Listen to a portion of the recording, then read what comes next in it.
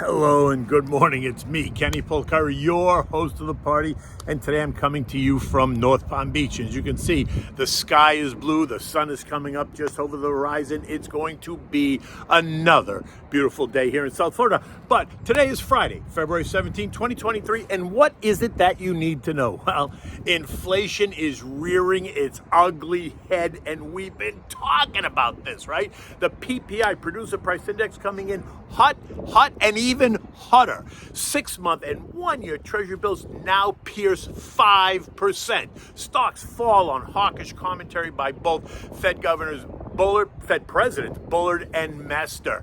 The dollar rises, putting pressure on commodities, and that makes some sense, and we can talk about that. And what are we having for dinner tonight? We're having the grilled lamb chops with an orange cilantro butter. Okay, so look, January producer prices came in hot and even hotter than the expectation. Supplier prices month over month rose by 0.7% in January, the biggest gain since last summer. The expectation was for a rise of 0.4. Ex-food and energy came in at a plus 0.5%. Again, hotter than the expectation. And the year-over-year number, oh boy, that rose by 6% when the expectation was for 5.2%. Ex-food and energy of 4.5% versus the 4% expectation. And on top of that, initial jobless claims show no signs of cooling at all, which suggests that we can't possibly get a recession if the labor market remains this strong. And that caused stocks to stabilize, right? The weak start after the initial report then kind of stabilized after we got the initial jobless claims. And that wasn't until about noon. Stocks were up, and they were up nicely as investors appeared to be taking it all in stride. And then at about 3 o'clock, we heard from St. Louis Fed President Jimmy B., right? A fairly strong voice at the Fed, but also not a voting member this year like Loretta Mester, when he mimicked Loretta Mester's commentary, saying that a 50 basis point hike is probably needed and should have happened in January, leaving the market to assume that they're now going to push for a more aggressive hike in March, and that sent stocks careening into the close. The Dow lost 435 points, or 1.3%. The S&P down 57, or 1.4%. The Nasdaq gave back 215 points, or nearly 2%. The Russell lost 18 points, 1%, and the transports gave up 190 points, or just over 1.2%. Look, I've said it for weeks now, right? Traders and algos have taken stocks higher. They got well ahead of themselves, right? As so many talking heads convinced us that not only are we not going to go into a recession, never mind that the yield curve's been inverted now for 10 months, right? Forget that. But we're going to have a soft landing as well, that the Fed can navigate this, all while members of the Fed started to float the idea of the terminal rate being somewhere in the 5.5% to 6% range, up from that 5% range, right? So on the one hand, they're telling us, no, we're going to have a soft landing, yet Fed members are telling us, not so fast. Right? You see, they tossed out that 6 number. They put it out there in the public square so that they can point to it when they take the rate there, right? And this caused the Fed fund futures to reprice the bet, moving from 4.9% to 5.2%, still below what the Fed is indicating. Bond traders reminding us that the bond market is going to lead the stock market and that the bond market was not predicting any such thing. And so the tug of war continues, right? The bond market is supposedly telling you one thing, Fed members are telling you something very different. After the stronger inflation data this week, both CPI and now the PPI, the narrative has to change, and that is what started to happen yesterday. Stocks need to reprice based on the latest data, and will continue to reprice as the conversation matures. Look, I've been saying it for a while now that inflation was trending lower. I was afraid that it was going to start to rear its ugly head again if the Fed eased up. And they did ease up, right? They went from 75 basis point hikes to 50 to 25 basis points. Still up, but less aggressively. And while I would rather not see rates rise at all, the fact is they're going up because inflation has become sticky in places that won't necessarily respond until rates are high enough to break it. And 4.25 to 4.5 isn't doing it. 4.75 to 5 isn't doing it. I'm not even sure 5 to 5.25 is going to do it. Remember, this is exactly what happened in the last century, 1979, 1981 to be specific, right? We had really sticky inflation. We had rising wages, which forced prices higher, and what would become that wage price spiral inflation, right? We did see inflation start to trend lower then until it didn't. And when it turned up with a vengeance. Unemployment went to 10%. Inflation surged to 13%, forcing Fed Chair Volcker to do the unthinkable. He took rates to 21% to break it. And break it he did. The country went into a 2-year deep recession. The market got crushed. Housing got crushed.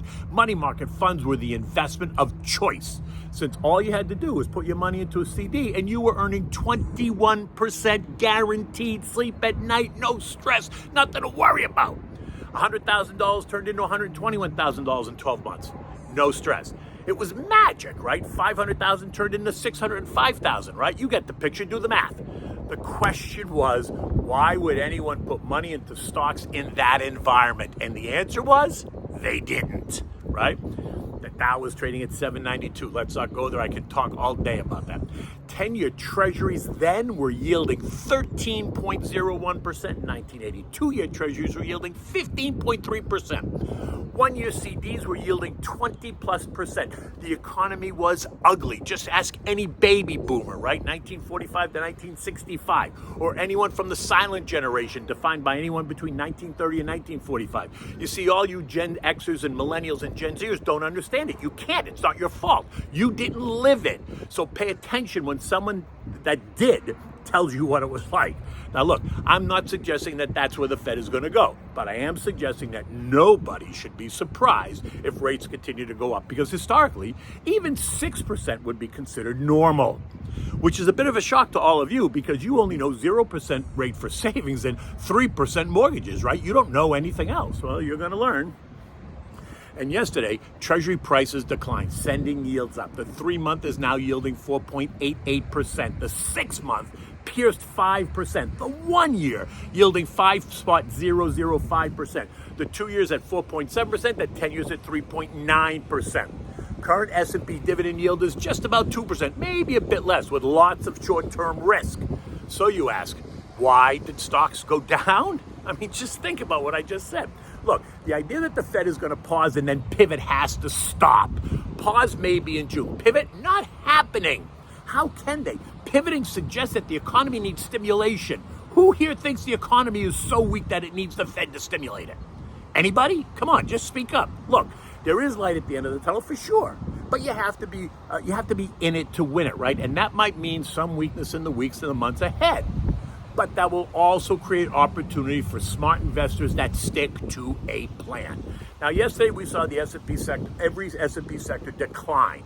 And guess what? The sectors that have outperformed so far this year were the ones that got walloped, right? They were certainly the ones that took the hit the biggest. Tech down nearly 2%. Communications down 1.5%. Consumer discretionary down 2.2%. Airlines down 1.8%. Semis down 2.5%. Artificial intelligence down 1.6%. Disruptive tech down 2.5%, housing down 1.7%, retail down 1.6%. The value trade lost 1.2%, while the growth trade gave back 1.5%. The contra trades, though, did well. The PSQ was up 2%, the SH was up 1.5%, the DOG was up 1.3%, and the VIXY, VIXY, gained 5.25%. Remember, that's the fear index trade. Oil was weaker yesterday, down 0.6%, and is nosediving this morning, down 2.5% at $76.50. The buildup in crude inventories, the warmer winter weather, the stronger dollar, along with a more aggressive Fed, are responsible for this latest move lower. But I'm good with it right here. The Saudis are not going to let it collapse, and China is expected to soak up all the supply, right? And then we're going to move from winter to spring, summer, and the driving season is going to heat up again, right? It's all very cyclical. I wouldn't stress about it. Oil is not collapsing by any stretch. There is way too much demand out there. Now, it needs to break up and through $80 in order for it to see a sustained move higher. Right now, we remain in that $74, $80 range, and 80 is a key trend line resistance figure. And the dollar index, the DXY, that moved up yesterday on the back of a more aggressive Fed. You see, the higher rates in the U.S. are going to cause investors, both foreign and domestic, to buy the dollar. And as the dollar surges, expect pressure on commodities, right? Since commodities are priced in dollars, and it's an inverse relationship. The dollar goes up, commodities come under pressure. The dollar goes down, commodities rise in price. As such, gold also came under pressure, right? Think the strong dollar falling $20 to $18.83 an ounce.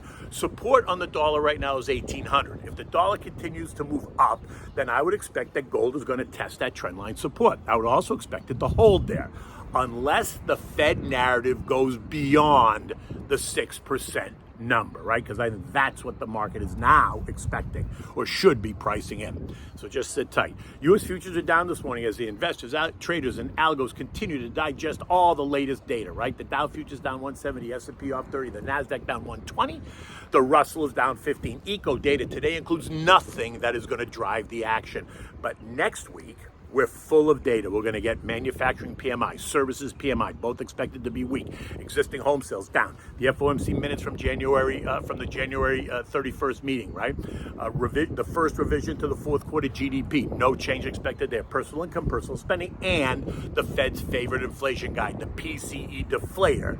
And after what we heard this week, expect everyone to be focused on this one data point, right? Because it's going to be very, very important. European markets are all down this morning too, down more than 1% as investors digest everything that went on this week as well. And they reassess risk, right? German producer prices rose more than expected year over year, up 17.8% versus the expected 16.8%. Inflation in that country is running at 8.7%. The S&P closed the day yesterday at 4,090, right? Down 57 points and just below the 4,100 century mark, which usually means it closed on the low of the day, and that usually means now we're going to test lower. And if the futures hold true this morning, then yes, we're going to test on the opening. Richmond Fed President Tommy Barkin and Fed Governor Michie Bowman are both due to speak today. What will they say? How will they soothe the market? Can they soothe the market? Look, it's Friday, and the data has been an eye-opener. So I would not be surprised to see the day end lower, right, as we move into the weekend. If the S&P is a good predictor, then it should, then if the S&P futures are a good predictor, then it should open up about 4,060 this morning on its way to test S&P 4,000, something I've been saying for a while now. With the 6-month and 1-year Treasury bills now yielding more than 5% this morning, I would expect to see short duration cash go into those assets before much of it goes into stocks, right? But the lesson here is don't try to time the market. That's a losing game. It's time in the market with the names that will weather the storm, that are gonna help you and support you and weather the storm. You can call me to discuss. I'm always happy to talk about it. Okay. So what do we have for dinner tonight? We're going to have the grilled lamb chops with an orange cilantro butter, right? Now, you have to make the orange cilantro butter, but it's simple to make, like any herb butter, right? This will become a favorite for you. Now, orange cilantro butter, just like any herb butter, is versatile on many things, right? You can use it on many different meats. But now, like any herb butter, it's simple to make. You just need a stick of butter. In this case, you need fresh minced cilantro, ground coriander, and orange zest, and salt and pepper. That's it. Right? You can make the butter ahead of time and then put it in your freezer so that you have it whenever you want it, right? You can use it. It's not going to go bad. You can keep it in your freezer, keep it in your refrigerator. It's not going to go bad, and you can use it at a later time. And it never hurts to have, different kinds of flavored butter in your refrigerator. Remember, the herb butters are your creation. You make them as you like. Try different combinations of herbs and arrive at a new favorite for you. It doesn't have to be something that everybody else has. Try it and experiment with it, because that's what it's all about. Now, first you want to take a stick of butter, let it rest on the counter for about an hour or so that it softens. You don't want to melt the butter in the microwave or on a pan, because then you're cooking it. You don't want to cook the butter, capiche? Now, in the bowl, put the soft butter, the minced cilantro, like 3 tablespoons, a dash of coriander, and about 1 tablespoon of orange zest, right? Mix it well. Now season it with a little bit of salt and pepper. Cover it in the refrigerator for about 20 minutes, just so it kind of gets hard again, right? Now remove it from the fridge, place it in wax paper, and now create like a log, right? Roll it so it creates a log. Wrap it in saran wrap and put it in your freezer so that it gets hard. Okay, that's done. Now, for the lamb chops, you want to preheat the grill. You want to brush the chops with a little bit of olive oil, season it with salt and pepper, just so that they're nice. Simple, nothing dramatic here, right? A nice thick cut lamb chop on the grill will work really well with this, right? But you get what you want, right? I like the thick ones on the grill, but you do what you want. Now, place the chops on the grill, heat it up really nice and hot. Now place the chops on the grill. Be careful not to burn them. Be there to watch them. Should be about probably 4 to 5 minutes per side, depending on the thickness, right? You want a nice pink center. You want to remove it from the grill when it's done. Cover it, let it rest 3 minutes or so. Now, place it on a warm plate and top it with a slice of that orange cilantro butter, right? Serve this with maybe a wild grain rice and maybe a green veggie like a French cut green beans or broccolini or zucchini or asparagus, something that's green. and good for you, right? I would enjoy this with a nice chilled Pinot Noir. Not cold, just a little bit chilled, right? Just take the edge off a little bit and it goes down really smooth, and it is a great meal. The whole thing probably takes you an hour start to finish by the time you do it. If you made the herb butter ahead of time, it's going to take you less time. In any event, look at this day outside. It is absolutely spectacular, and I am Kenny Polcari, and until tomorrow, take good care.